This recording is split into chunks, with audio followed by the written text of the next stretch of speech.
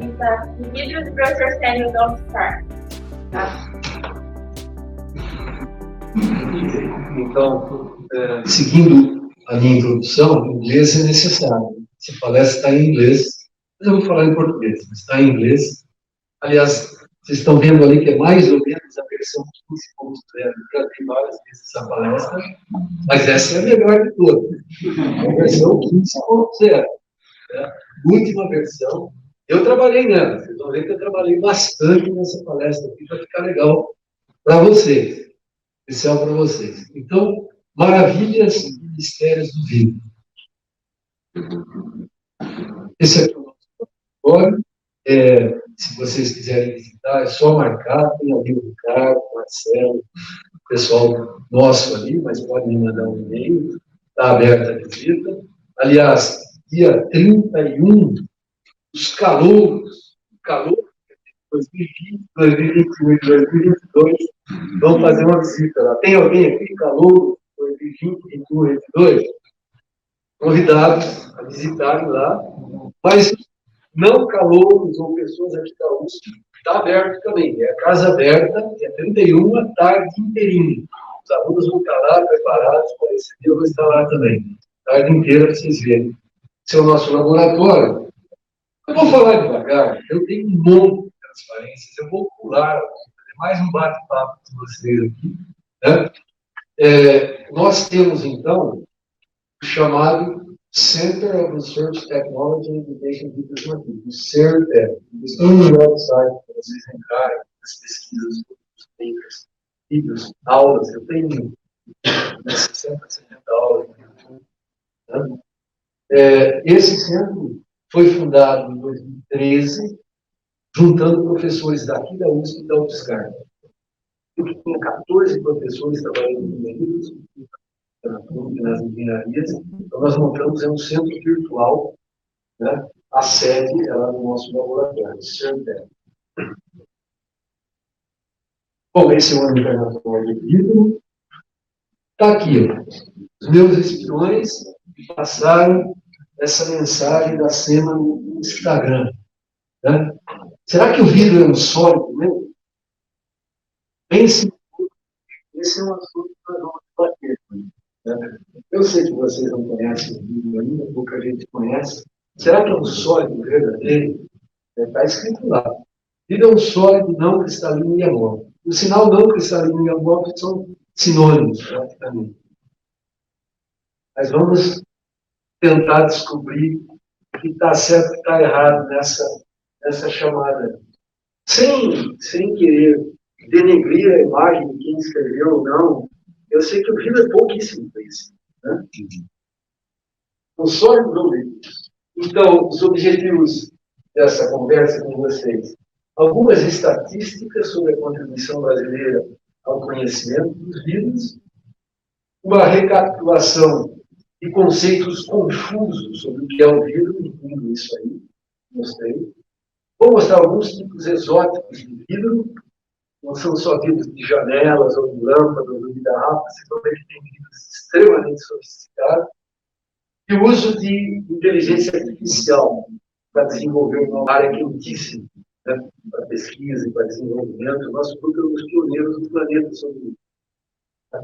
E, finalmente, um dos mistérios. Tem vários mistérios no livro, não tenho tempo para dar todo, mas um deles eu selecionei para vocês. Então, vamos lá. Um pouquinho da história, mas eu não vou gastar muito tempo nisso. Existem vidros naturais, por exemplo, obsidianas, tem vidros no deserto da Líbia, tem vários vidros que são produzidos naturalmente, mas os vidros sintéticos têm mais ou menos uns 6.000 anos. Foram descobertos na Mesopotâmia, onde hoje é o Iraque. A história é legal, no final a gente pode explicar. E daí em diante foi indo, até hoje. Né? Eu vou mostrar mais hoje. Hoje.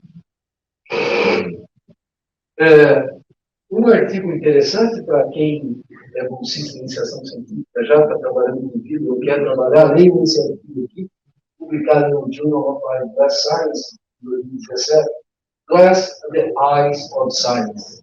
Né? Porque os microscópios e os telescópios só foram desenvolvidos porque já existiam vivos das lentes. Tá? Em 1600 e pouco. Os microscópios e telescópios foram fundamentais para entender o universo micro, né, das células, das estruturas minerais, e o macro, né, das galáxias, etc. Então, The Eyes of Science. E esse artigo ele conta um pouco a história do vídeo. Pega na internet. Bom, só para dar uma ideia, né, desde aquela época de Eyes of Science, eram eyes meio ruins, porque os vidros medievais eram escuros e cheios de defeitos, eles eram péssimos na realidade, até as fibras ópticas, né?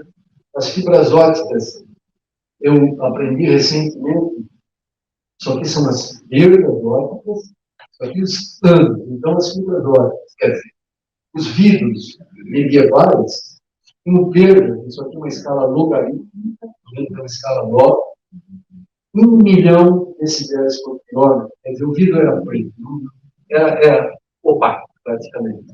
E agora, as fibras ópticas têm perdas de menos 1 dB por quilômetro. O que significa menos 1 dB por quilômetro? Significa que se a gente pegar um fio, uma ponta aqui, a outra ponta lá na padaria Guanabara, ela transmite 96% da intensidade da luz pública. Tão transparente que é. Isso que viabilizou as comunicações. Vocês terem uma ideia, tem 3 bilhões de quilômetros de cabos ópticos aqui na USP, em todo lugar suboceânico no mundo. Sabe o que são 3 bilhões de quilômetros? 4 ou 5 vezes de ida e volta até a Lua. É o que tem de fibra óptica. Daí a gente nem percebe. Né? Bom, não tem nada sobre a história, só para 6 mil anos em 5 meses. E o Brasil? Qual é a contribuição brasileira a esses desenvolvimentos científicos e tecnológicos? Então, algumas estatísticas, né? Os primeiros artigos foram publicados aqui em 71. Tem 2 artigos, 57 e 58, de um professor Bernard Gross, mas ele não trabalhava com vírus, na realidade. Ele só usou vírus para testar os efeitos termovoltaicos, etc., e parou por aí. O grande iniciador foi o professor Aldo Gaetti, que era um argentino, professor na física, aqui da USP, que publicou o primeiro paper em 1975, 2 papers em 75, 76, e que começou esse negócio de física no Brasil. Meu primeiro paper foi em 81. O paper resultante da minha tese de mestrado, orientado pelo professor Aldo. Está vivo, inteiraço ainda, aposentado, mas está bem. Bom, criamos o CERTEG, 2013. Esse CERTEG tem 14 professores, 9 são PIs, significa Principal Investigators, são pessoas que trabalham full time, a pesquisa deles é sobre vírus. E tem mais 5 que trabalham com vírus e outros tipos de materiais. Então, nós temos 14, temos 60 estudantes, 3 dos quais estão aqui hoje, né? Só 3 dos 60, meio ponto para cada um na próxima prova. Né? E esse é o nosso centro. Mas o que eu queria mostrar é esse gráfico. Esse gráfico é fantástico. Então, contribuição do Brasil. Olha só. Porcentagem das publicações científicas no mundo sobre vírus. 75, 2 primeiros papers. Antes disso era 0. Foi subindo, subindo, subindo. Hoje, pegar essa média aqui, ó, o Brasil todo produz 3,8%, 3,7% todos os papers do mundo sobre vírus. Já é bem significativo. Entretanto, ainda mais significativo é o nosso CERTEG.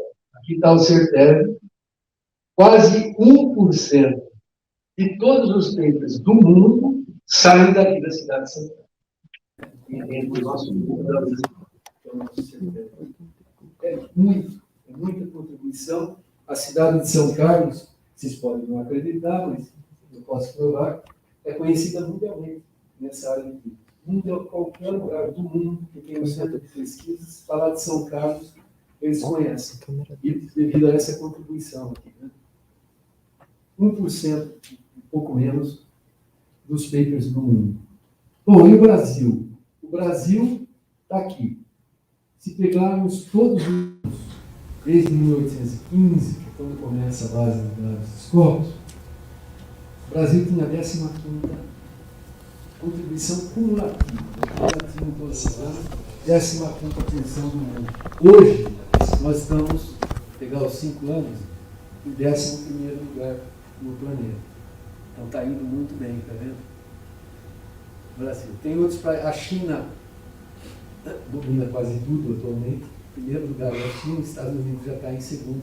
Isso é uma medida grosseira, só em número de papers. Eu não estou falando da qualidade, da relevância, só em número de papers. Bom, isso aí eu vou passar. Estado de São Paulo tem uma grande concentração. Tem aqui as faculdades, São Carlos, Araraquara, tem o Unesp Araraquara, São Carlos, Ribeirão Preto, tem Poços de Caldas aqui pertinho. Então tem centros importantíssimos, são os maiores de pesquisa do Brasil, e tem muitas indústrias. Tudo que está aqui em vermelhinho são empresas de vidro, né? Aqui no estado de São Paulo. Tem muita oportunidade de emprego aqui, mas tem no Brasil todo, mas aqui tem uma grande concentração. Bom, chegamos lá. O que é o vidro, finalmente? Essa é difícil. O que é o vidro? Né? Só para dar uma ideia, esse nosso LAMAV, laboratório, né? O estacionamento dos professores lá do LAMAV dá uma ótima ideia sobre o que é o vidro. Claro que é brincadeira, mas as bicicletas, elas têm estruturas muito organizadas. Tem 2 rodas, tem uma distância mais ou menos definida, né, entre elas. Então os vidros têm essa estrutura em curtas distâncias, estrutura atômica, organizada. O que é desorganizada é o arranjo delas em longas distâncias. Então tem unidades ultra bem organizadas e desorganização a longo alcance, enquanto que os cristais têm organização a longo alcance. Então essa é a diferença estrutural, de uma forma pictórica, entre vidros e cristais.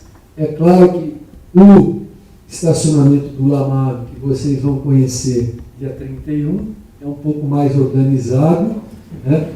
Bem cristalizado. Esse é para os alunos, né? E esse seria um cristal. Bom, brincadeiras à parte, o gráfico mais importante que mostra como um vidro é formado está aqui. Ó. Vocês podem colocar uma propriedade aqui, por exemplo, volume, densidade, coeficiente de expansão térmica, entalpia. Muitas propriedades versus temperatura. Um líquido só é líquido termodinamicamente estável acima da temperatura de fusão ou da temperatura líquidos. O material estequiométrico puro tem uma temperatura de fusão. Uma mistura tem uma temperatura líquidos. Acima da líquidos, o material é um líquido estável. Continua líquido para sempre. Se a gente resfria um líquido lentamente, pum, cristaliza. Você põe água no congelador, ela vira gelo, é um cristal. Os materiais adoram cristalizar porque é o estado termodinamicamente estável da matéria, é o estado cristalino, com os átomos organizados. Entretanto, a gente pode enganar um pouco a natureza resfriando rapidamente. Quão rápido? Aí varia de material para material. Rápido o suficiente para evitar a cristalização. Resfria, não deixa cristalizar, entra num estado de líquido super resfriado, o nome é supercool liquid, que gostaria de cristalizar, mas não teve tempo, até que chega uma temperatura chamada Glass Transition, TEG, Glass Transition Temperature. O tempo para a estrutura do líquido relaxar torna-se maior que o tempo do experimento. E aí congela, sem cristalizar. Então um vidro é um líquido congelado temporariamente, sem cristalizar. É um estado intermediário. O vidro tem a estrutura do líquido e parece um sólido. Ele quebra, ressoa, corta, tem uma forma definida, mas não é um sólido verdadeiro, porque a estrutura é a estrutura de um líquido que foi congelado temporariamente. Por que foi temporariamente? Porque se a gente esperar um pouquinho, pega uma temperatura qualquer, espera um pouco, ele relaxa, vem daqui para cá. O líquido, todos os vidros relaxam, volta a ser um líquido super resfriado e esperando mais um pouco cristaliza. Aí sim vira um sólido. No final da vida, the ultimate fate is to crystallize. No final da vida, torna-se um sólido. Então, é um estado intermediário entre um líquido e um sólido. Para mostrar isso, eu vou apresentar um vídeo que, por sinal, está concorrendo. É hoje o banquete, Ricardo? Foi ontem, mas eu não sei o resultado. Não falaram para a Giovana também? Ela também não sabe. Então, ontem teve um banquete no Congresso de Vidros dos Estados Unidos e o nosso vídeo tem um concurso mundial. Esse vídeo estava entre os 3 primeiros lugares. Eles iam anunciar primeiro, segundo e terceiro ontem à noite, mas eu não estou sabendo o resultado. Pela primeira vez, vocês vão ver esse vídeo de 3 minutos que nós fizemos e tem grandes chances de chegar em primeiro lugar, na minha opinião. Está concorrendo com vídeos do MIT, da Universidade de Alfred, da Cole College, um monte de vídeos. Vamos ver se funciona. 3 minutinhos. Esse vídeo explica o que eu tentei explicar para vocês agora há pouco. Em inglês.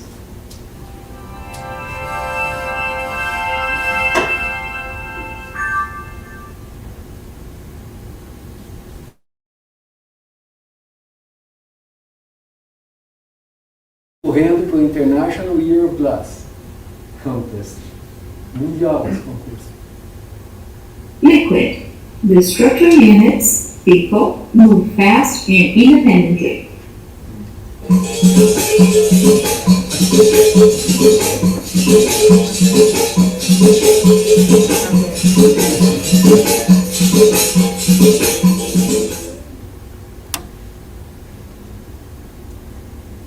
Superfluid liquid. The structural units diffuse cooperatively and slower than in the liquid.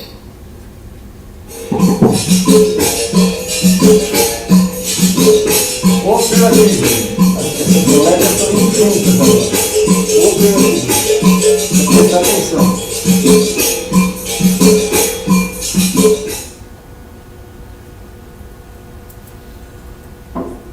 Glass. The structural units are disorganized and do not significantly diffuse. They vibrate and start to relax toward the superfluid liquid state. Mas continua vibrando.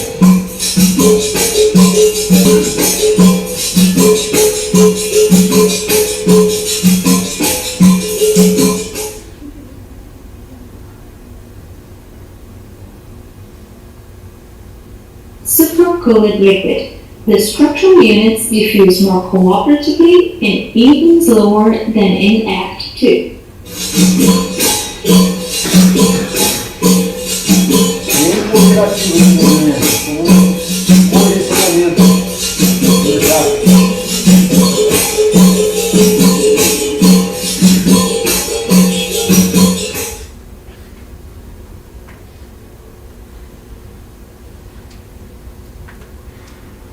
Crystal nucleation. A critical nucleus forms in the relaxing superfluid liquid. O início da cristalização.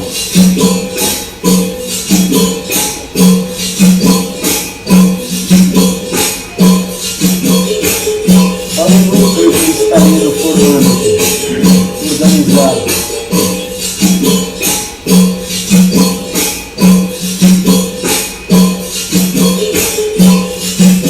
Flutuações levam a probabilidade de formar um novo efeito. Ele começa a crescer. Cristaliza o material no final.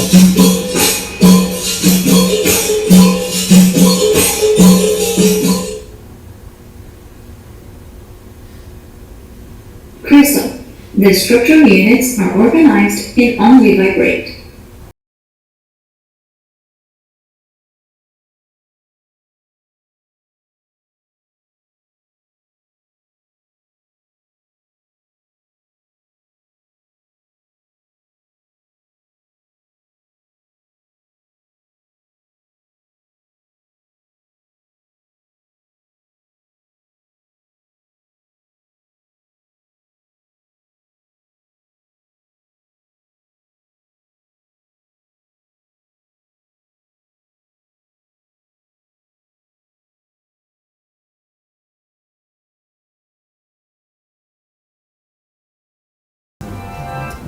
Bom, com tudo isso, a gente pode definir, então, aquela pergunta: o que são vidros? Vidros são materiais de não equilíbrio, falando em termodinâmica, não cristalinos. Não cristalinos. É um estado da matéria intermediário que exibe aquele fenômeno chamado de transição líquida, era TG. A estrutura é similar à estrutura dos líquidos, bem similar, praticamente a mesma. Eles relaxam em relação ao estado, supercooling liquid, e no final da vida cristalizam, e aí se tornam um verdadeiro sólido. Então, na chamada do ano que vem, dê uma acertadinha aí, tá bom? Não é um sólido. Vidros não são sólidos. Esse artigo foi publicado em 2017 na melhor revista do mundo sobre vidros, chamada Journal of Non-Crystalline Solids, que por coincidência eu sou o editor. Mas eu não analisei esse artigo, foram assessores externos que analisaram, certo? Aliás, esse paper, eu fiquei sabendo que ele foi o paper mais downloaded na história dessa revista, que começou em 68, tem 27 mil papers lá. Esse foi o mais downloaded, somando todos os anos, de todos, dentre todos. Né? Bom, ok. Glass types, então tem vidros orgânicos, poliméricos, metálicos e inorgânicos. Hoje eu estou falando de vidros inorgânicos, né? Vidros desse tipo aqui, formados de óxidos, que são os vidros mais comuns. Mas tem vidros de todas as classes de materiais. Properties and applications. Os vidros têm propriedades interessantíssimas. Os vidros óxidos, né? Agora eu estou falando sobre vidros óxidos. Eles têm todos eles aquela temperatura de transição vítrea, todos eles cristalizam, todos são isolantes térmicos, todos são ótimos isolantes térmicos. Devido a essa estrutura desorganizada, os fônons são espalhados, não conseguem caminhar direito lá e não transmite calor. Infelizmente, todos são brittle. Essa é a pior propriedade dos vidros. Brittle não quer dizer fraco, quer dizer frágil, no sentido de engenharia. Não resistem ao impacto. Resistem pouco ao impacto. Mas é difícil, você não quebra com a mão. A resistência mecânica é alta, mas eles não resistem ao impacto. Tem toda uma explicação para isso. E bacana, são recicláveis. Essa é uma propriedade muito importante, muito importante. Eu li uma reportagem essa semana na França, uma empresa chamada Saint-Gobain, uma das maiores empresas do mundo. Saint-Gobain tem aqui no Brasil fábricas, dá estágio para vocês, emprego. Produzido pela primeira vez em escala industrial um vidro plano 100% reciclado. 100% da matéria-prima usada foi de vidro reciclado e usando um biofuel. Eu não sei exatamente qual fuel, mas biofuel. Está em todos os jornais. Enfim, pois tem muitas outras propriedades que eu vou passar correndo, mas essas aqui são propriedades que todos os vidros têm. Né? Bom, vocês querem ver um método de reciclar vidro? Um método original de reciclagem de vidro? Tem um videozinho de 1 minuto, método inventado na China. Expertise, such as standing on your head and eating rats, can be measured subjectively. para fazer em casa esse tipo de experimento. Né? Precisa ser um mestre em artes marciais, mas está aí. A composição química média do corpo humano, vocês vão encontrar todos os elementos principais que tem no vidro comum de janela, por exemplo. Né? Então são materiais altamente nutritivos. No aperto aí na República, né? E podem tomar a cerveja e comer a garrafa depois. Bom, cara, eu não vou falar em vidros tradicionais porque todo mundo conhece, né? Standard glasses, né? Todo mundo conhece. Vamos falar de vidros um pouco diferentes. Né? Só para não ser muito superficial, alguém pode perguntar, bom, qual a composição química de um vidro de janela? Né? Esse aqui, o vidro de janela ou de garrafas, é Soda-Lime Silica Glass. Tem o quê? 60% a 75% de sílica, que vem da areia. Né? Tem um pouquinho de alumina, de 5% a 12% de óxido de cálcio, um pouquinho de óxido de magnésio e de 12% a 18% de óxido de sódio. Cada um desses elementos tem uma função e tal, mas eu não tenho tempo aqui para explicar a função e o porquê de cada um. Mas só para vocês guardarem, é mais ou menos isso. E tem os famosos Crystal Glass, que é um nome errado, Crystal Glass, aqueles que as suas mães, pelo menos a minha, tem em casa lá um conjunto, que ela nunca usa, não pode usar, não pode quebrar, né, aqueles cristais e tal, que são vidros com alto teor de chumbo que brilham. Eles brilham como cristais, né?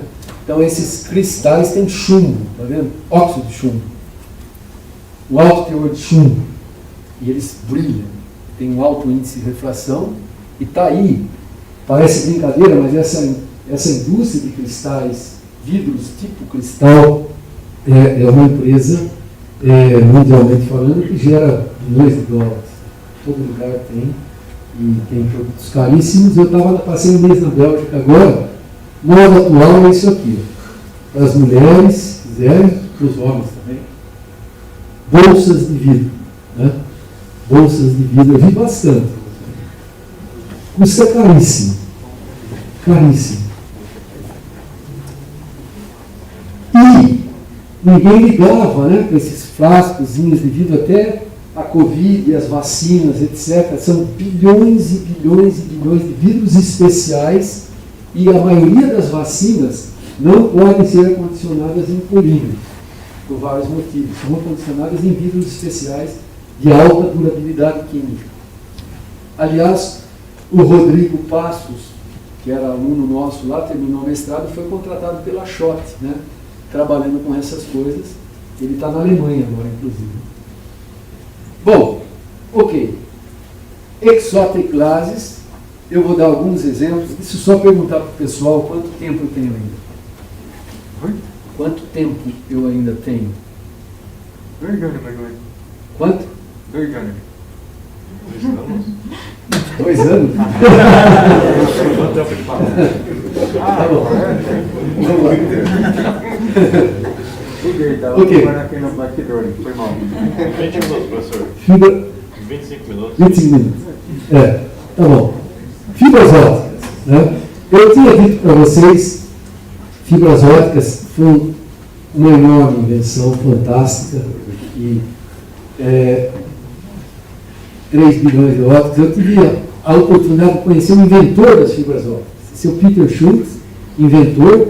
Eu estava num evento no Havaí, eu era o chairman da sessão, e ele ganhou um prêmio. O maior prêmio lá do evento foi dele, pelo invento das fibras ópticas. Eu estou dando um Crystal Glass, que foi o presente que ele ganhou lá, né?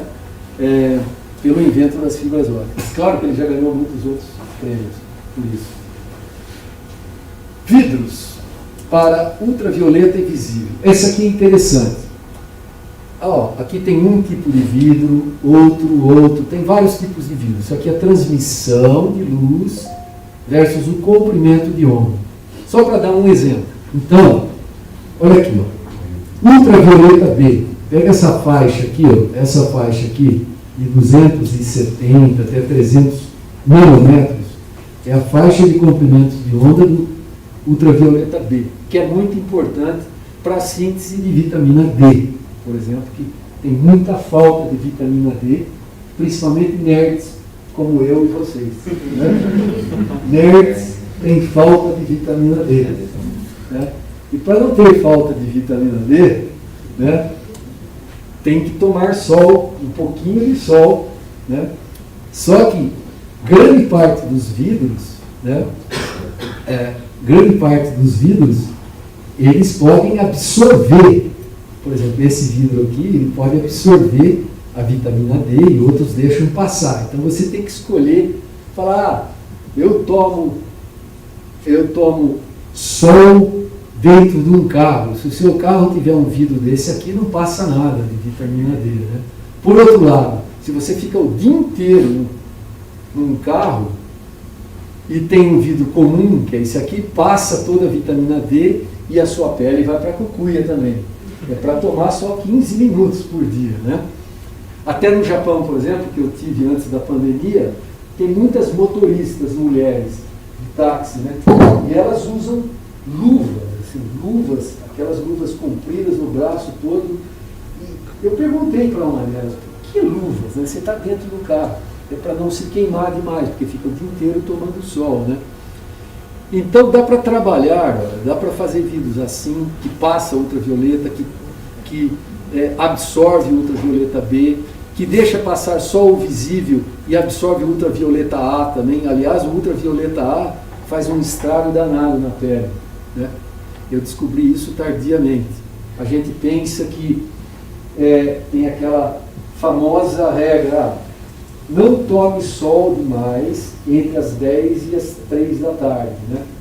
Bom, mas o ultravioleta A, ele fica ativo desde o nascer do sol até o pôr do sol, até 7 da noite por aí, e ele passa pelos vidros, até pelo vidro comum, ultravioleta A, que faz um estrago na pele e não serve para sintetizar a vitamina D. Bom, eu estou falando rapidamente, só para vocês entenderem que dá para desenhar os vidros para certas funções específicas.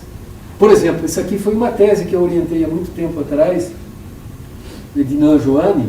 Esse é um vidro que faz o contrário, ele passa o visível e corta o infravermelho, que é o calor. Então é um filtro de infravermelho, só deixa passar a luz visível, não deixa passar o calor. Tem muitos usos para esse tipo de vidro. Né? Então, tinha um importado, outro importado, e esse foi desenvolvido pela UFSCar na tese do Dinan Joanne. Não foi uma invenção nossa, foi um trabalho de reengenharia, né? Engenharia reversa. Mas você pode ter o vidro que faz o contrário, que transmite o infravermelho. Estão vendo um carro aqui, não enxerga as pessoas, na câmera desse carro você vê claramente as pessoas. São vidros, então, que transmitem bastante infravermelho, o calor das pessoas. O Sr. Jacques Lucas é amigo meu, ele inventou esse vidro, chamado Le Verre Noir. Noir porque ele é preto, ele não transmite o visível, ele é opaco ao visível, mas transmite o infravermelho. É usado nessas câmeras. Coisa moderna, 5G está chegando aí. Assim que chegar, vocês vão trocar os celulares, eu sei, para ter os 5G. Só que tem má notícias. 5G não atravessa concreto, né? Mas atravessa o vidro. Né? Atravessa o vidro. Então todo mundo perto da janelinha de vidro e vai ter antenas de vidro. Eu visitei uma empresa na Bélgica agora que já está produzindo essas antenas, ficam por dentro da janela para retransmitir para o ambiente. Né? 5G. Muito bacana, conheço o Don Pearson também, um inventor. Colorblind people, né? Daltônicos. Né? Tem sempre, quando eu pergunto de uma classe assim, sei lá, 40, 50 pessoas, tem 2 ou 3 daltônicos. Tem. Agora, se tiver algum daltônico aqui, a gente pode conversar depois. Você compra um óculos desse por $300 e resolve o seu problema. Começa a enxergar muito, muito melhor. Né? Vidros luminescentes, eu vou passar rápido agora. Discos, memórias ópticas. Você pode guardar a informação gravando com laser, depois lendo com laser. Esse exemplo aqui tem a Bíblia inteirinha, numa plaquinha de vidro aqui, a Holy Bible inteirinho aqui. E é praticamente indestrutível, né? Não é destruído por radiação eletromagnética, só se você quebrar esse negócio. Né? Memórias ópticas. Coatings, por exemplo, tem certos coatings especiais. Ó, vocês estão vendo 2 vidros, está chovendo. Esse é um vidro normal, esse aqui é um self-cleaning glass. Hyper hydrophobic. As gotas de água não param, elas batem e escorregam. Olha que beleza esse vidro aqui. Self-cleaning glass. Pode ser para janelas de residências ou de automóveis. Essa eu tirei agora na Bélgica. Está vendo eu tirando a foto? Sou eu. Esse aqui, visitei o Centro de Pesquisa da AGC na Bélgica. Então, vidro normal e um vidro anti-reflexo. Olha o camaleão aqui, de vidro também. Normal e um anti-reflexo. Está aqui outra imagem, olha. Uma vitrine, estão vendo esse prédio que é lá em frente e tal, e aqui a parte com vidro anti-reflexo. Isso é bom para pôr em quadros também. E eu não sei porque eles não usam telefone celular, né? É terrível o telefone celular no sol, praticamente não dá para enxergar nada. Tem que botar um vidro anti-reflexo, tem que falar para esse pessoal contratar um engenheiro de materiais. Né? Bird Protection Glass. Muitas aves, são milhões realmente de aves, batem em vidros e morrem, né? Mas as aves enxergam ultravioleta. Elas têm visão ultravioleta, que a gente não tem. Nossa visão é sensível só que o comprimento de onda é visível. Então, um Bird Protection Glass, a gente enxerga isso aqui, um vidro. E as aves enxergam aquilo lá. A probabilidade de se chocar é diminuída. Electrochromic Glass. Fica legal na República, né? Você tem uma salinha interna de vidro temperado, obviamente, por segurança. Aí você aperta o controle remoto, ó. Ele mesmo é a cortina, o próprio vidro fica opaco. Electrochromic Glass. Ou para os seus Audi e BMWs, né? Teto solar também, é legal um Electrochromic Glass. Aliás, já vem de fábrica agora o estoque de linha, né? Bom, eu vou pular um monte de coisas, senão não vai dar tempo de cobrir tudo, né? Olha lá, Fireproof Glasses, Tempered Glasses, olha a piscina do pessoal aqui da SEMA, né? Tiraram uma foto de vidro temperado, à noite fica lindo, né? Com iluminação, assim, dá para dar uma festinha aí do lado, bacana. Bulletproof Glass, deixa quieto. Esse aqui, os vidros dos smartphones, né? Gorilla Glass, vidros ultra resistentes, Gorilla Glass. Aí, dos carros, do pessoal, e também já vem agora com Gorilla Glass, que é fininho, muito mais fino que o vidro normal, portanto gasta menos combustível, então o carro fica mais leve. Ó, essa é especial para SEMA. Isso aqui foi desenvolvido para o Brasil. Vidro desenvolvido para o Brasil, temperado quimicamente, né? Tem aquela janela lá, numa república aqui de São Carlos, e vem os criminosos tentando quebrar a janela. Prestem atenção nesse vídeo, tem muitos detalhes.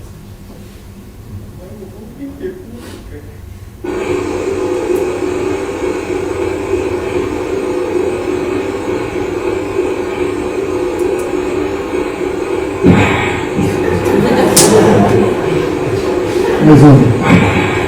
Certo. Difícil quebrar vidros quimicamente temperados. Bom, vocês vão conhecer o professor Oscar Paiva, professor lá do DEMA também. Tá velhinho, coitado, mas foi meu aluno, né? Foi meu aluno e na tese dele, tese de mestrado do professor Oscar, faz tempo, ele desenvolveu as cafeteiras da América. Vocês conhecem essas cafeteiras de vidro? Essas cafeteiras quebram muito facilmente. Então o processo lá da tese do professor Oscar, olha, a cafeteira normal rompe-se com 70 megapascal e depois do tratamento termoquímico, olha lá, dobrou a resistência mecânica. Foi a 150 megapascal. A resistência ao choque térmico, isso é coisa útil para vocês, olha lá. Nunca dar um choque térmico maior que 270 graus Celsius, senão quebra por choque térmico. Agora, na cafeteira do Sr. Oscar, vocês podem dar um choque de até 370 graus Celsius. Bom, biovidros, área fantástica, eu não tenho tempo para explicar, a gente trabalha com isso, vidros que são implantados no corpo humano. Só vou mostrar um vídeo sobre biovidros. Cristalização controlada é a minha área preferida. Você pode pegar um vidro e controlar a cristalização, aumentando todas as propriedades de uma maneira controlada. Então a gente faz vitrocerâmicos, né? São materiais policristalinos, mas vamos passar, dar umas microestruturas, aí são os cristais lá dentro dos vidros e vários tipos de produtos que não são mais vidros, são vitrocerâmicos. Eram vidros e foram cristalizados. Mas eu vou mostrar um desses que são bioativos. A gente cristalizou um vidro, foi fundada uma nova empresa chamada Vetera, que fabrica esses materiais. Essa empresa é de ex-alunos do DEMO. Eles produzem biomateriais, biovidros e biovitrocerâmicos, e eu vou mostrar o exemplo de um deles. Esse aqui.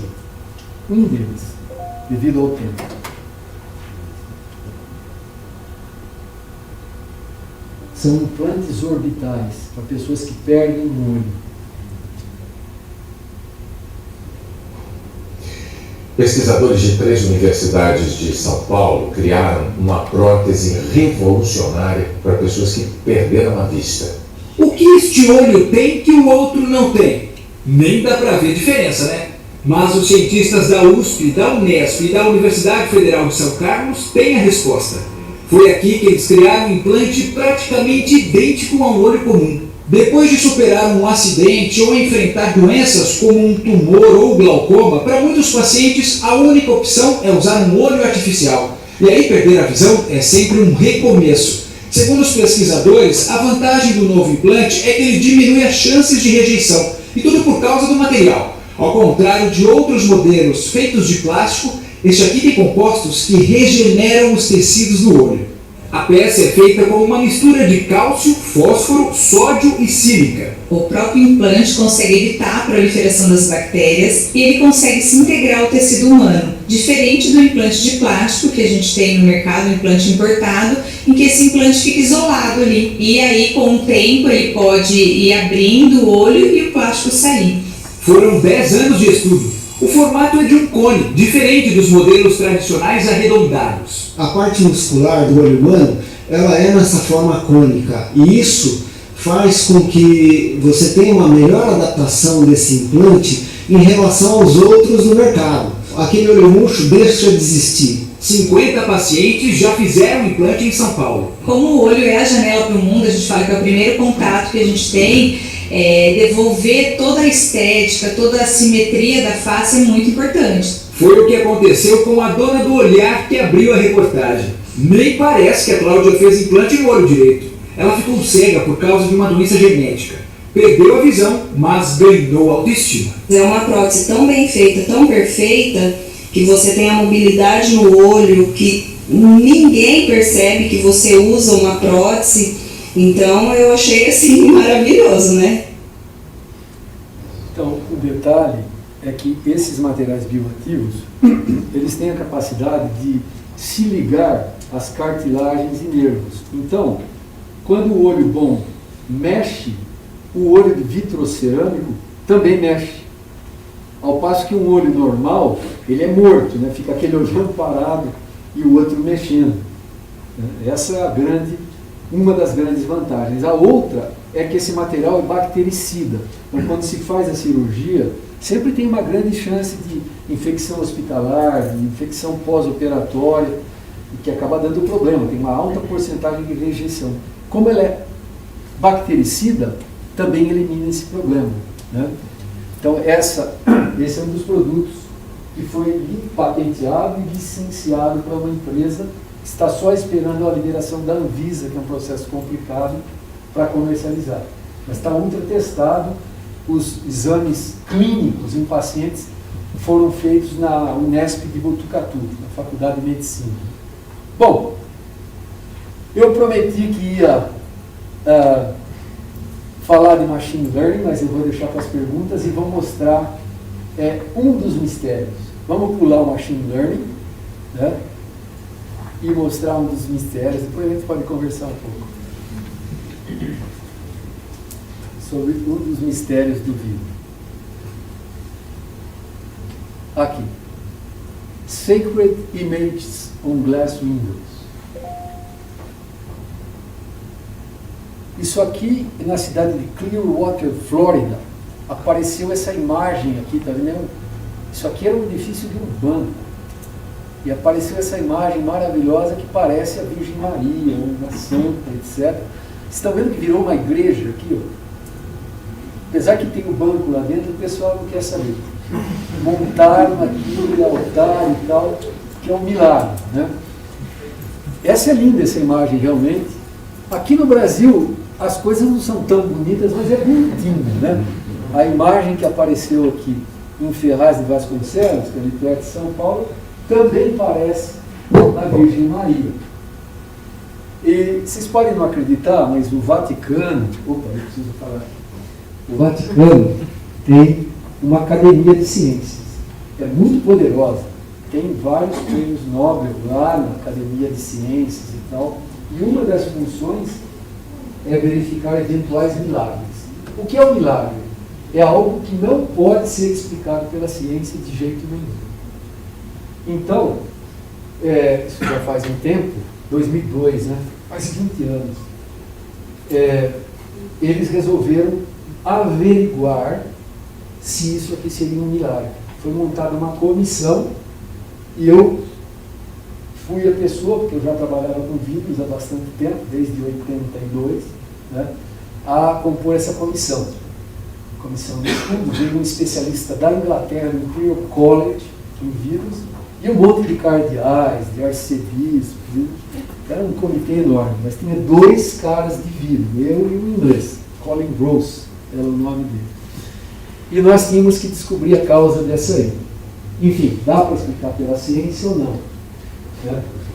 Bom, fizemos um enorme estudo, etc, etc, mandamos um relatório para o Vaticano, mas eu vou mostrar um vídeo com o resultado para vocês. Está aqui o vídeo.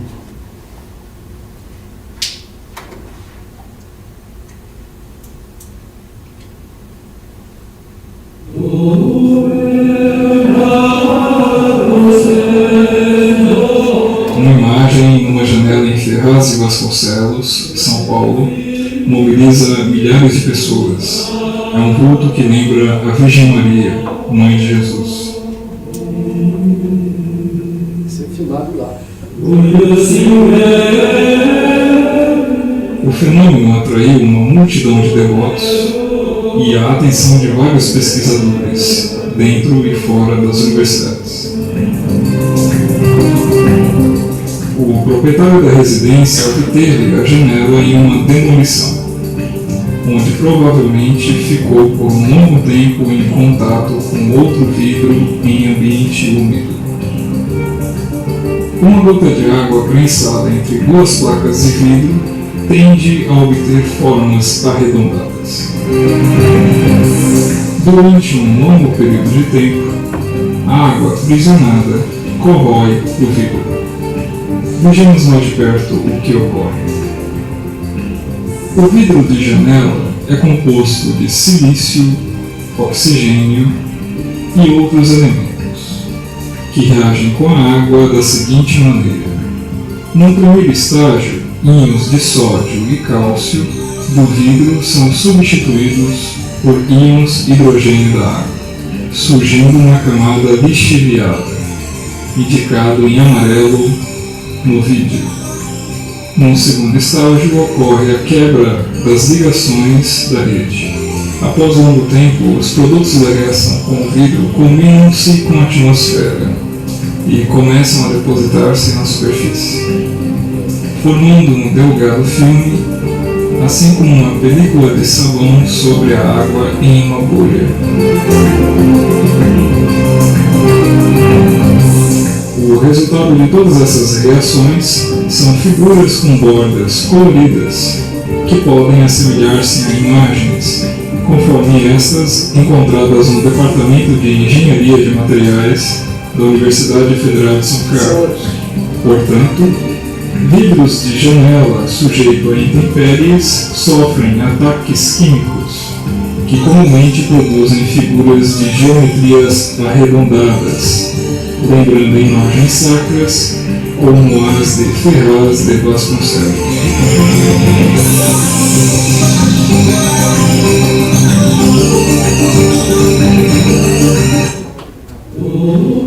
Isso aí foi enviado para o Vaticano, um relatório grande, é só um resumo, e sabem o que aconteceu? Foi rejeitado. A gente na carreira acadêmica tem que estar acostumado, né? A gente é reprovado várias vezes, foi rejeitado o relatório. Por quê?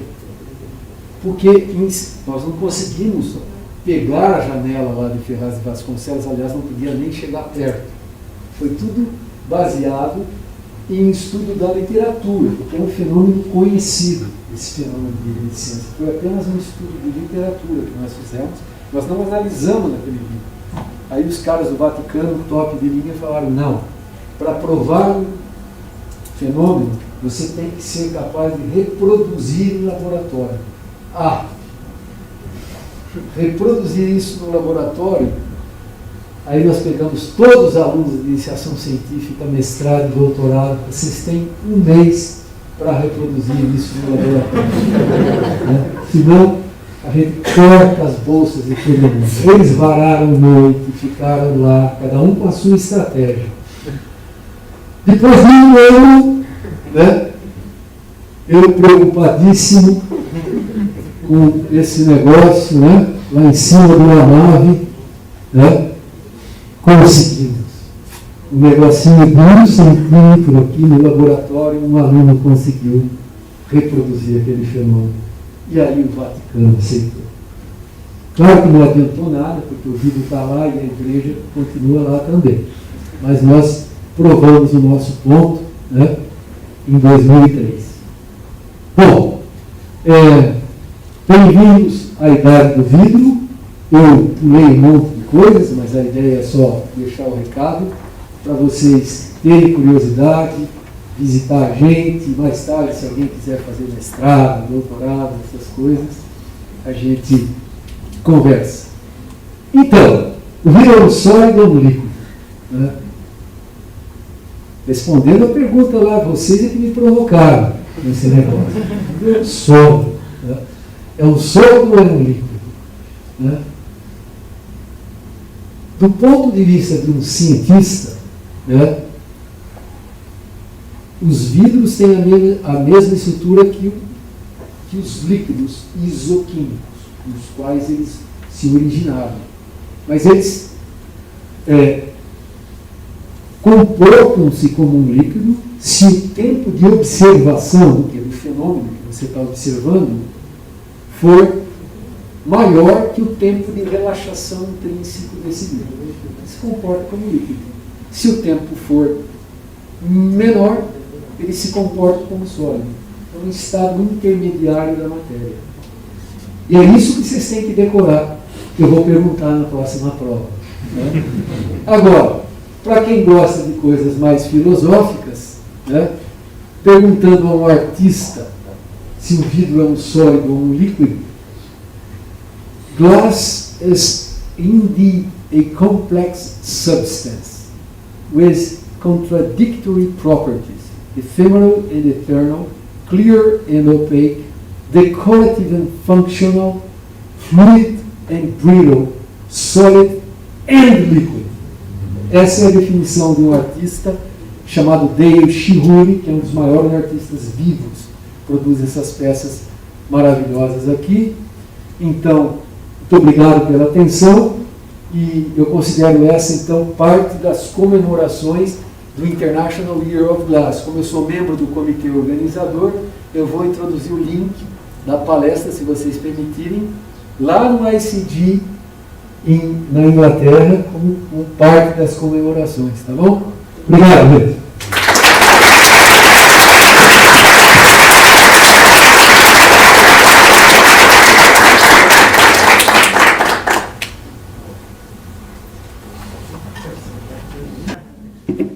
Tem perguntas? O que seria um vidro orgânico? Sim.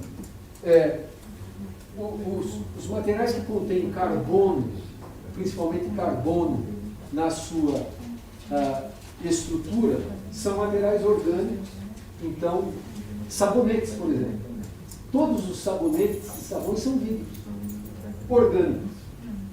Drops, balas, são vidros orgânicos. Né? Então, tem vidros orgânicos.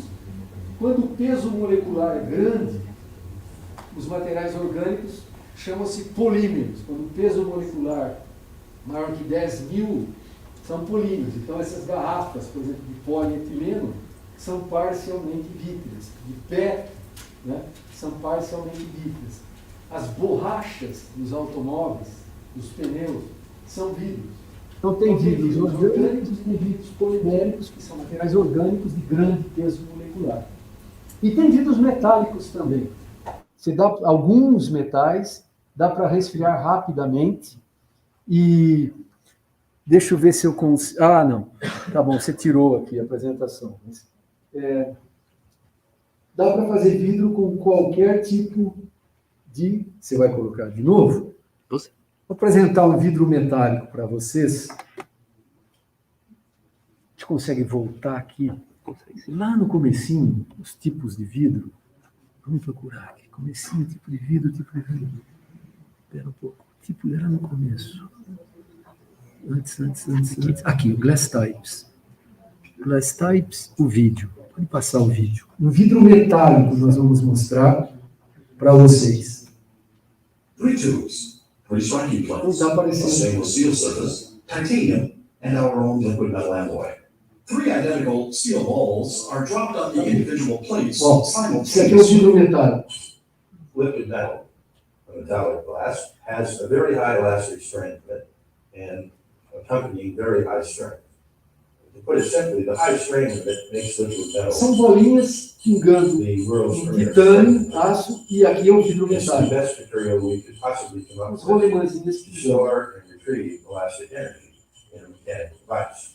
A material which can efficiently Essa aqui store parou energy também. back again up to Essa very aqui está high parando, e olha o vidro metálico. material which can store very high density of elastic energy becomes the premier material when that performance benchmark is critical. Any material which can efficiently store elastic energy up to very high densities is superior to other materials in that respect, will be the premier material for those kinds of applications.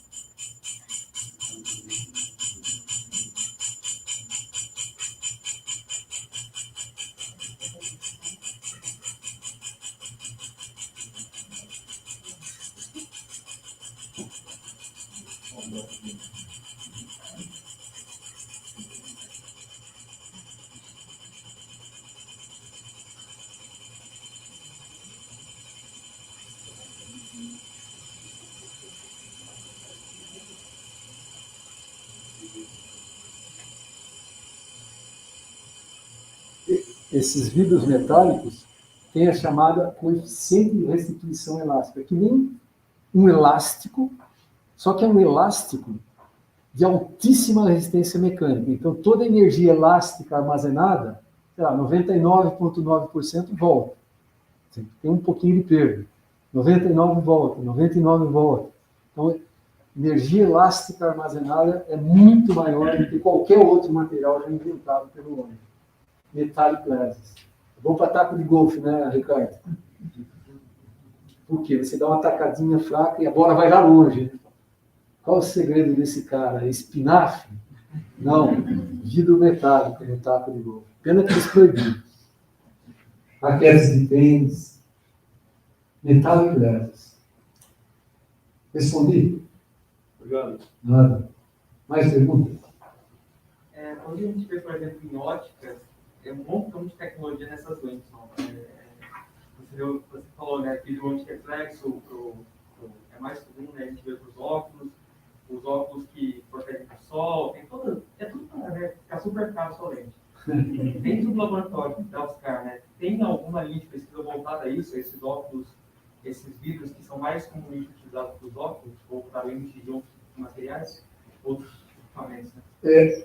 A maioria desses materiais são coatings especiais, né? Nós não trabalhamos com coatings lá na UFSCar. Tem uma empresa em São Carlos, chama Optoeletrônica São Carlos, né? A Opto foi criada pelo pessoal da física aqui da USP, eles fazem coatings, né?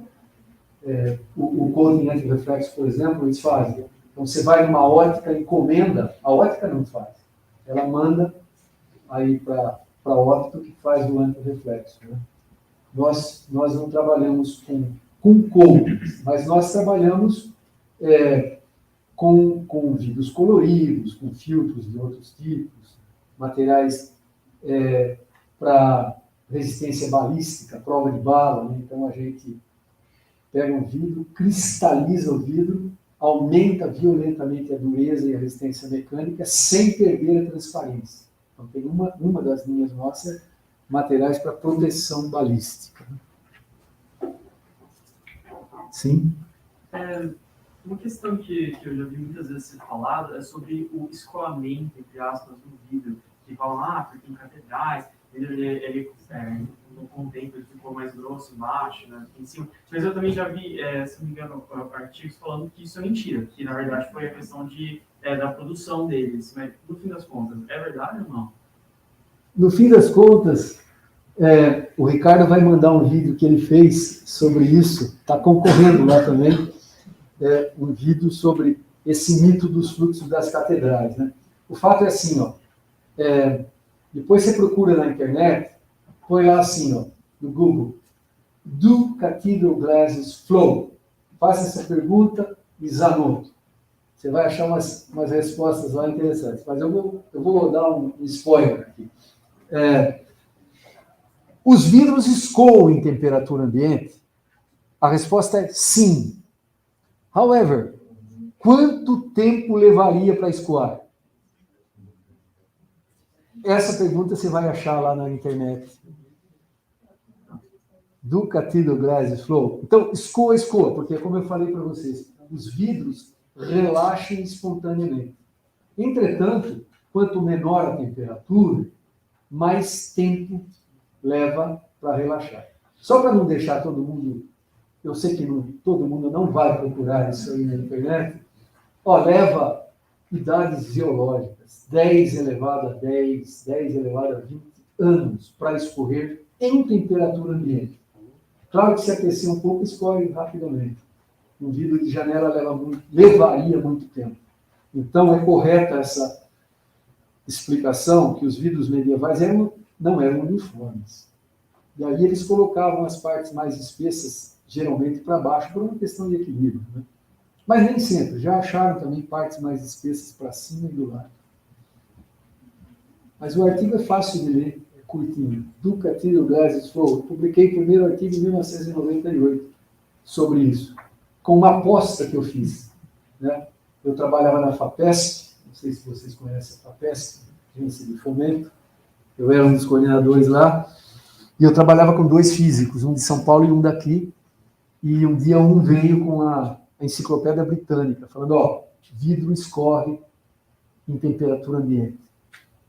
Falei, de jeito nenhum, está errado. Não, a Enciclopédia Britânica falou, está errado, eu trabalho com vidro, né? Aí, na outra semana, porque eu ia um dia por semana, ele veio com um livro-texto de engenharia de materiais. Eu já nem lembro que livro, mas era um livro de engenharia de materiais falando a mesma coisa. Falei, não escorre. Fala, não, nós somos físicos. Você tem que provar para a gente. Como os caras do Vaticano lá. E eu trabalhei e, eu escrevi esse artigo aí, que você vai ver, provando que os vidros não escorrem. Mas o Ricardo acabou de fazer um vídeo super legal, concorrendo lá também, justamente sobre esse mito, é um dos mistérios, né? Do Cathedral Glasses Flow. Pode escrever para ele que ele manda.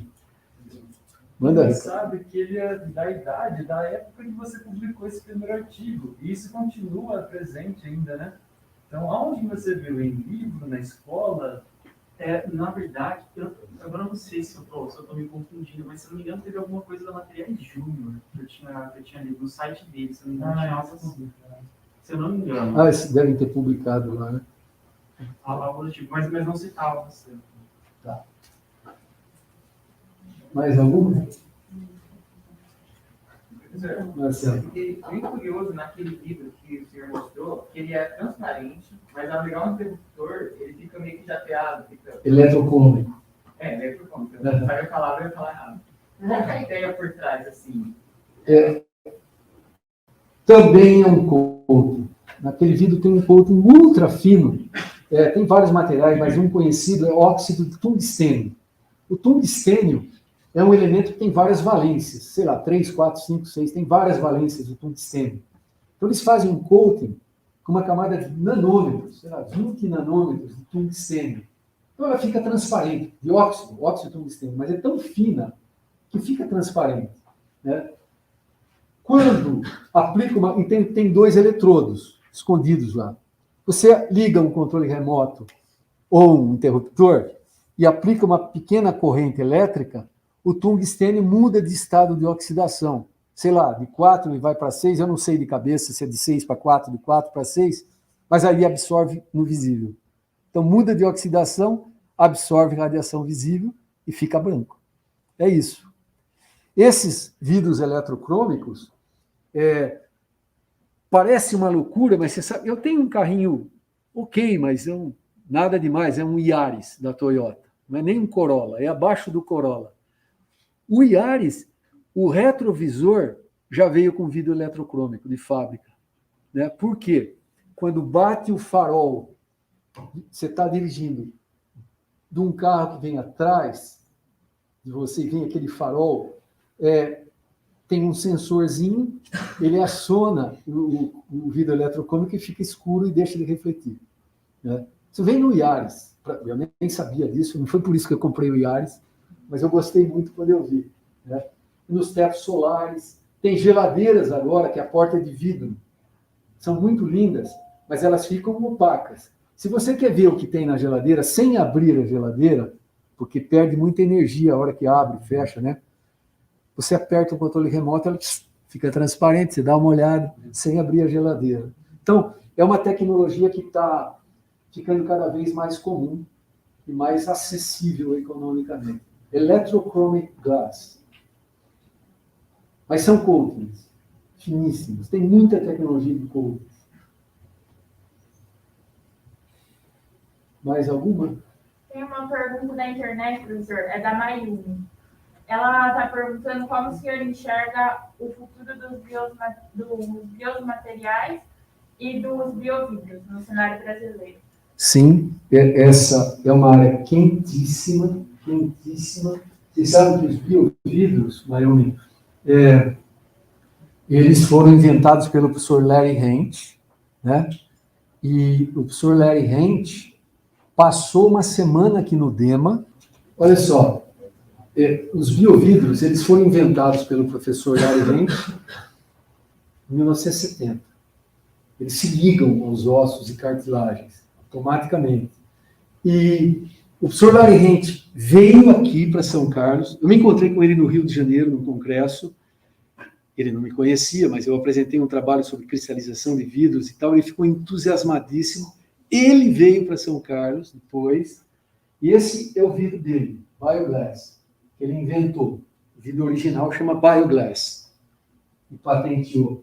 Porque ele queria cristalizar controladamente o vidro para aumentar as propriedades mecânicas sem perder a bioatividade.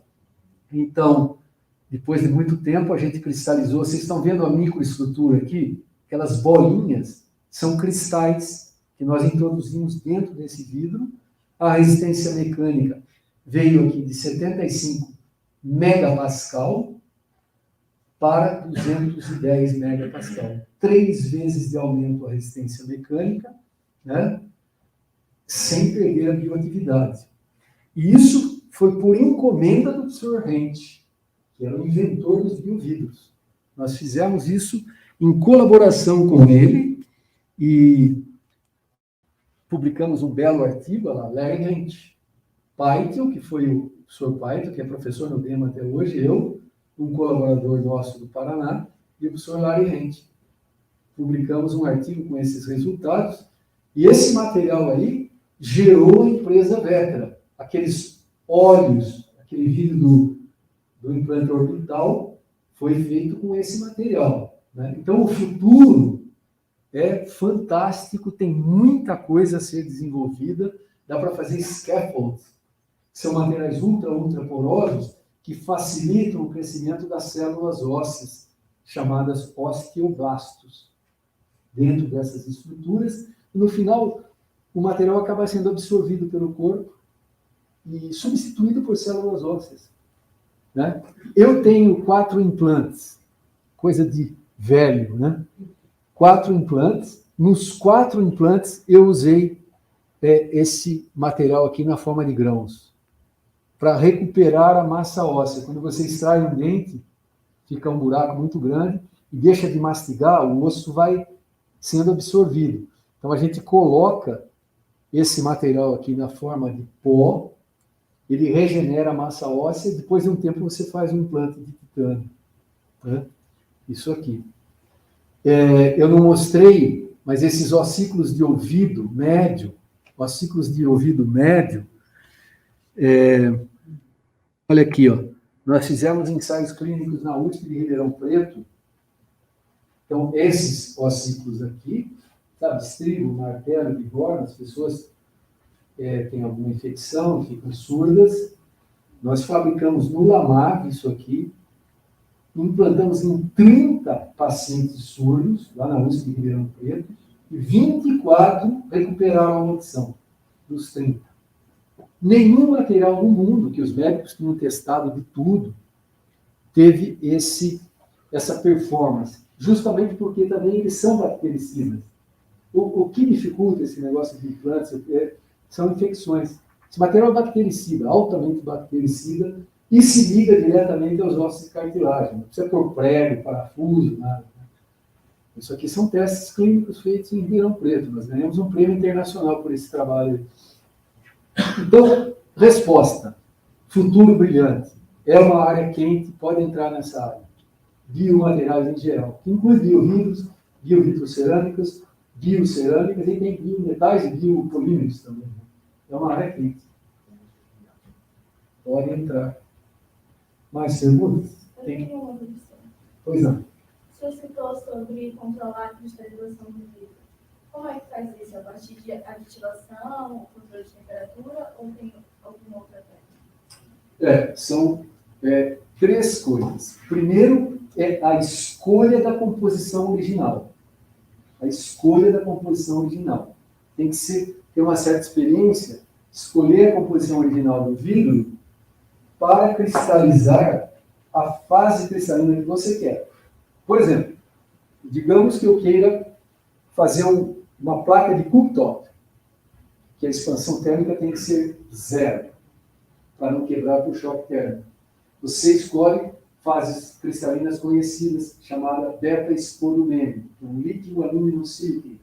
Então, para cristalizar líquido alumínio silicate, o vidro original tem que ter lítio, tem que ter alumínio e tem que ter silício. Então, começa assim, escolha do vidro original. Depois, agentes nucleantes, que são os aditivos. Você coloca alguns agentes que aumentam a velocidade de nucleação de cristais, lá no interior do vidro, chamados agentes nucleantes. Titânia, zircônia, óxido de ferro, óxido de vanádio, óxido de fósforo, tem uns agentes nucleantes meio manjados, né, que se pode adicionar. E terceiro, o tratamento térmico. Então, se você quer um material com cristais pequenininhos, tem que tratar na temperatura onde a taxa de nucleação é muito alta e a taxa de crescimento é baixa. Se quer materiais de grãos grandes, se trata onde a nucleação é muito pequena e o crescimento é alto. Então, são 3 coisas: composição química, agentes nucleantes e tratamento térmico. Falar é fácil, fazer leva uma tese toda para fazer um materialzinho novo desse aí, mas dá para fazer, a gente fez vários. Temos papéis. Tem mais uma. Internet. Do Thales agora. O que permite a luz viajar através de curvas, dobras e tudo mais em uma fibra óptica? Boa pergunta, Thales. Então, é por reflexão. As fibras ópticas, primeiro, elas são ultra puras, então elas não absorvem a luz, mas a luz caminha por reflexões internas. Então, ela bate numa superfície e vai para outra, por isso que pode dobrar, fazer o que quiser. Reflexão, porque a luz realmente no vácuo só linha reta. Boa pergunta. Tem alguma aqui? Não, tem uma da Letícia. Ela gostaria de saber como se deu o processo de propor uma nova definição para os materiais líquidos. Boa pergunta. Quando o Departamento de Tecnologia de Vidros da Universidade de Sheffield, em 2016, fez 100 anos, centenário do Departamento de Tecnologia de Vidros. Aquele onde eu fiz o doutorado. Fez 100 anos, em 2016. Eu tive a enorme honra de ser convidado para dar The Dinner Talk, chama. É a palestra antes do banquete. Tem um banquete de encerramento. Antes do banquete tem uma palestra de encerramento. Então eu fui convidado para dar essa palestra. E aí tinha que ser uma palestra bem light, né? Antes do banquete. Então eu falei só desses mitos. Eu falei do fluxo de vidros de catedrais, falei da Santa, eu falei daquela coisa também que dá para quebrar um vidro no grito, né? Tem gente que fala que quebra no grito, no copo. Será que dá? Será que não dá? Eu dei uma palestra sobre isso, só mitos. Glass Myths. Eu dei uma palestra bem caprichada, há 100 anos na universidade. E no meio da palestra saiu a discussão se o vidro era um sólido ou um líquido. Justamente por um professor que alguns conhecem, chamado Arun Varshney. O Arun Varshney tem o livro mais famoso, livro-texto sobre vidros, é do Arun Varshney, que é um indiano que está nos Estados Unidos há mais de 40 anos, é conhecido mundialmente. O professor Varshney estava na plateia e começou a discutir comigo se era sólido ou líquido, sólido ou líquido. Foi uma discussão cordial, né? Mas meio acalorada, digamos assim.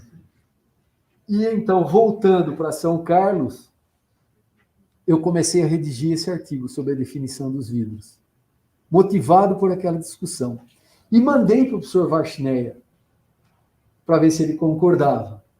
O professor Varshney, aliás, eu vou contar outra história dele, mas respondeu imediatamente, falando, olha, eu vou colocar nessa jogada o John Mauro, que foi o melhor aluno que ele já teve na história. O John Mauro, para vocês terem uma ideia, é um dos inventores do Gorilla Glass, dos telefones celulares. John Mauro é meio gênio. Ele copiou o John Mauro, porque o John Mauro foi aluno dele. E o John Mauro começou a discutir comigo, né? E o Arun parou de responder. Ele não concordava direito com as ideias, ele parou de responder. Isso era Natal, já era Natal. E eu mandava uma versão, dali 3, 4 horas, o John Mauro respondia. Eu falei, meu Deus, é dia de Natal. Eu respondia, dali 2, 3 horas ele respondia. Nós ficamos entre o Natal e o Ano Novo, de 2016 para 2017, fazendo umas 20 versões desse artigo e acabamos publicando, tanto que ele é coautor, Zanotto e Mauro, né? Então, foi assim, essa é a história verídica. Mas, falando do Arun Varshney, por enorme coincidência, eu recebi, domingo ou segunda, um convite dele, que vai ter um evento em honra a ele, lá na Índia. Eu nunca fui à Índia. Eu já tive muita chance de ir, mas eu tenho um certo receio, sei lá, é uma história longa, eu nunca fui. Mas ele falou, não, esse evento é minha honra, você tem que ir e dar uma palestra, obviamente, e eu vou te levar para a minha cidade natal, que é Agra, para conhecer o Taj Mahal. Falei, bom, aí a coisa mudou, né? E eu estou considerando seriamente ir para a Índia. Isso foi essa semana aqui, né? O senhor Arun Varshneya. Depois vocês olhem na internet, e ele é conhecido como The Glass Guru. E ele tem um Mercedes-Benz, e a placa do carro dele é assim, Glass Guru. Lá nos Estados Unidos você pode escolher coisas. Né? Eu tenho uma foto do carro dele, Glass Guru. E ele fala que eu sou Glass Guru Backup, ele me chama. Né? Sou mais nada que ele. Tá bom? Tem mais uma aqui. Let's do it. Como o Machine Learning pode ser aplicado para a pesquisa e desenvolvimento de novos vídeos? Então, Machine Learning é assim. Você pega um vidro desse aqui, tem a composição química dele e tem, digamos, a densidade.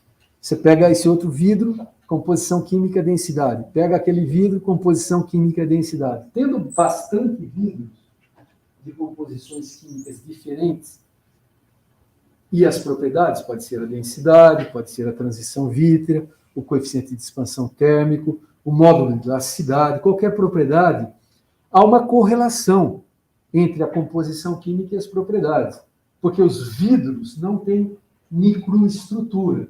Eu não sei quanto vocês já estudaram em engenharia de materiais, mas as propriedades dependem da composição química e da microestrutura. Mas os vidros não têm microestrutura. Os vidros cerâmicos têm, mas os vidros não têm. Então, tem um segredo escondido que relaciona a composição química com todas as propriedades. Só que a gente não sabe, porque é muito complexo. Né? Você pega um vidro com 15 elementos químicos, outro com 12, é muito difícil saber. Mas aí é que entra o Machine Learning.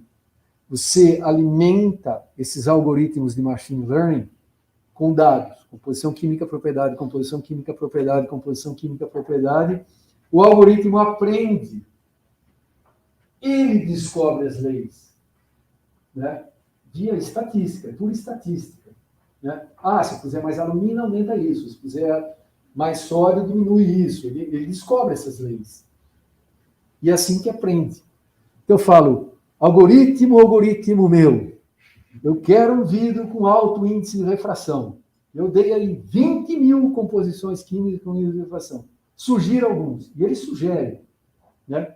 Ele sugere e aí a gente faz o vidro no laboratório. Vamos tentar um último slide aqui sobre Machine Learning.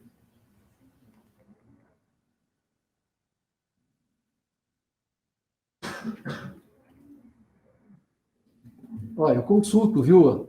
The Glass Ball, quando eu tenho dúvidas.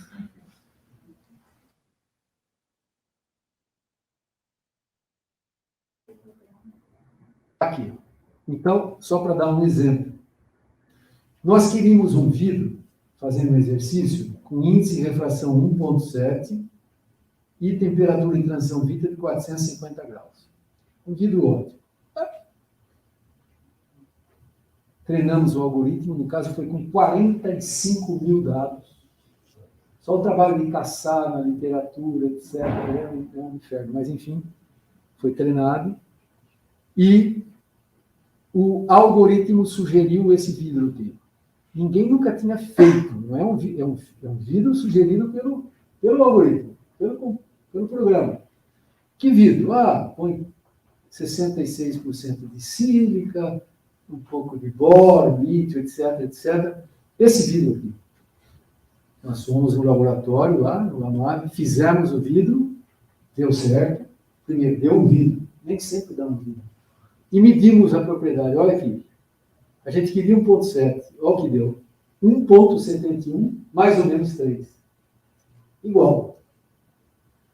Transição vítrea, 450 graus, deu 438, mais ou menos 4. Muito próximo. Aí falamos, não, vamos fazer um exercício mais difícil. O que é mais difícil? Índice de refração maior, agora foi para 1,75, TG menor. Esse é um exercício mais difícil, com menor probabilidade de dar certo. Ele sugeriu um vidro maluco aqui, ó, com tudo isso, né? Todos esses elementos.